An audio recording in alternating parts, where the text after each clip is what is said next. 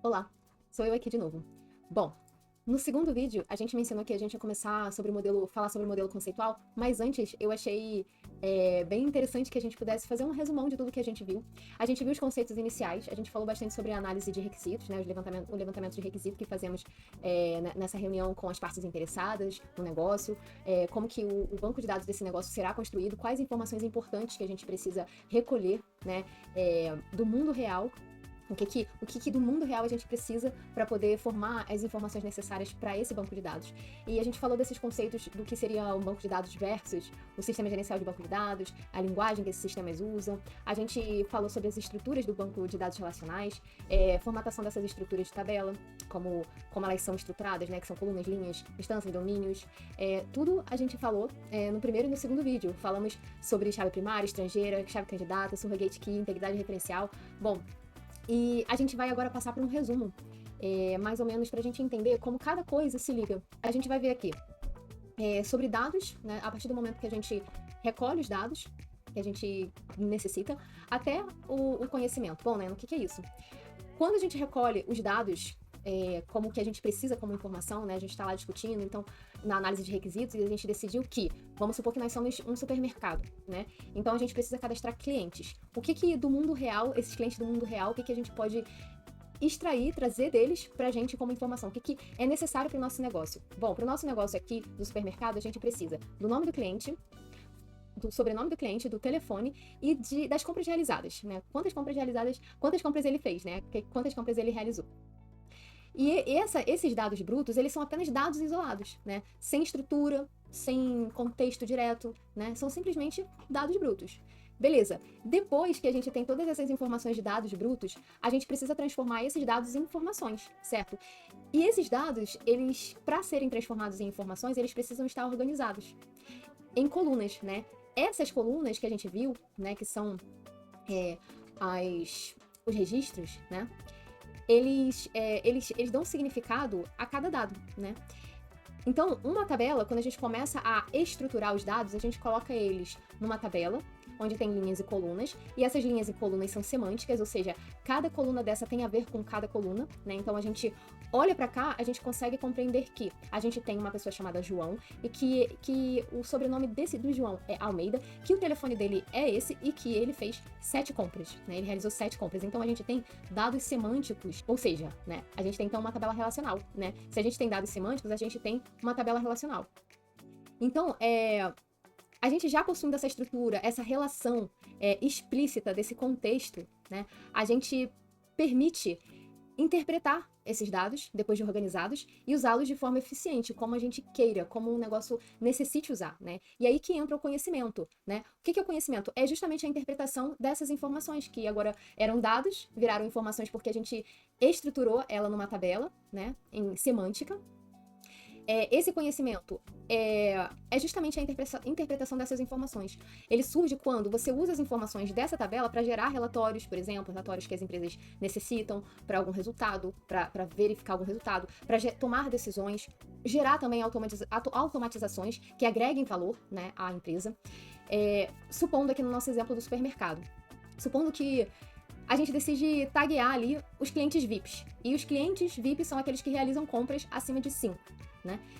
Então tem que ser maior que 5, certo? E que esses clientes que realizam compras acima de 5, eles terão a prioridade em campanhas de promoção, por exemplo. Esse é o interesse do negócio, é o conhecimento que o negócio quer ter sobre o cliente, sobre essas informações. A tabela que em si, ela não diz diretamente sobre esse conhecimento que a gente está falando, né? Na verdade, o conhecimento, ele deriva dessas análises necessárias sobre as informações estruturadas nesse banco de dados. Então, a gente tem o conhecimento, que, no nosso exemplo, o cliente precisa, para ser VIP, ele precisa ter compra maior que 5, e clientes que têm compras menores do que 5 não é VIP, é cliente comum. Maior que 5 é cliente VIP. E esse cliente, ele vai ser priorizado em campanhas de promoção. Bom, isso é dos dados ao conhecimento, né? Você tem os dados, passa pelas informações e chega ao conhecimento, onde você faz a análise desses dados estruturados. Tudo bem, e agora como conectar tudo isso ao modelo conceitual? Bom, para a gente chegar a um modelo conceitual eficiente, a gente já sabe que a gente precisa passar pela análise de requisitos, né? Essa etapa, ela faz o levantamento e a compreensão de como o negócio funciona. A gente consegue compreender como o negócio funciona, vai funcionar, quais são as necessidades que esse negócio tem sobre as informações, né, que precisam ser armazenadas. Nessa fase, né, de análise de dados, o projetista, ele identifica quais dados são relevantes, né? Então, são os dados brutos, quais são os dados brutos relevantes, quais os dados que a gente vai trazer do mundo real para cá. E o que o negócio precisa, né? Qual que é a informação que o negócio precisa extrair, né? Para poder apoiar decisões, apoiar o sucesso do negócio, né? Então, a partir dessa análise, o profissional responsável por essa modelagem, ele vai estruturar esses dados de forma lógica e organizada, criando esse modelo conceitual, que se parece com o que está aqui na tela, tá? No nosso exemplo, e que serve como base para transformar os dados em informações úteis, né? Alinhadas, então, à necessidade do negócio, sempre à necessidade do negócio. E o foco do modelo conceitual não é apenas escrever as estruturas dos dados, né? Nome, quais são as estruturas? Eu preciso de nome, sobrenome, compras realizadas dos nossos clientes, né? No caso do nosso exemplo, como supermercado. Mas o modelo conceitual, ele visa garantir que essas estruturas, elas permitam gerar informações confiáveis, que é o principal, e que contribuam para o conhecimento, né, as análises e a tomada de decisões estratégicas pela organização. Então, o que eu quis trazer aqui, na verdade, era esse resumo para a gente poder entrar sobre os modelos conceituais, a gente entrar nesse tema. Eu precisava dar um resumo para vocês verem como que é o processo de cada coisa e como se encaixa, como se liga uma coisa na outra. Então, a gente já vem falando desde o primeiro vídeo que a gente traz informações do mundo real, a gente estrutura esses dados em tabelas, né? E a gente leva essas tabelas ao conhecimento, né, da organização, onde elas vão interpretar essas informações e tomar decisões de negócios, né? Análises, decisões baseadas nesse conhecimento que foi compilado aqui nas tabelas, das quais a gente vai estruturar o banco de dados do negócio. Então, a gente vai falar na próxima aula, no próximo vídeo, a gente vai falar sobre realmente o modelo conceitual, mas eu espero que tenha ficado claro toda essa conexão de tudo que nós falamos até aqui, para que a gente possa chegar nesse modelo conceitual, que é o quê? Que é simplesmente um modelo simples, como se fosse uma planta baixa de um prédio, de uma casa, onde qualquer pessoa que não seja técnica possa olhar para esse quadro e ver e interpretar verdadeiramente o que esse negócio quer, né? Guardar, quais são as informações que esse negócio precisa. Aqui a gente vê claramente que, mesmo que você não entenda nada técnico, você vai ver que, bom, um cliente realiza compras, né? E essas compras, elas têm uma data de compra, um ID cliente.